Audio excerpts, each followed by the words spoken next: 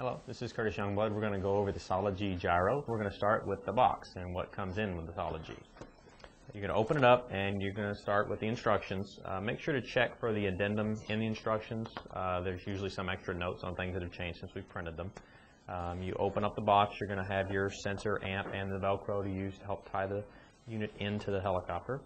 Pull the box out, and on the inside you will find the double stick tape and along with some stickers to decorate your helicopter with. Next, we're going to move on to the setup of the gyro.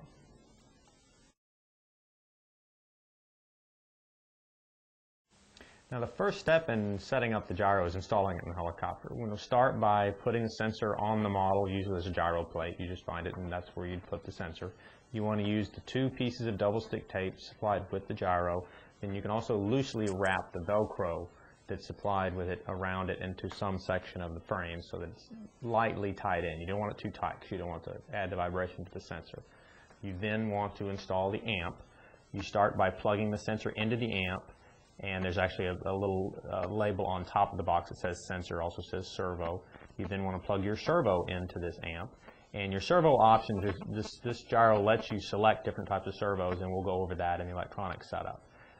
Then you want to plug in your auxiliary channel, and that's the wire with the blue heat shrink on it. You want to plug that into your auxiliary channel of choice for the given radio you have. That's going to vary with radio, like the 9303 it's usually aux2, the 10X it's usually aux3, and we have some notes in the addendum of the instructions that can give you suggestions on what to use. You can also check your instruction manual with your radio to find which is best for you.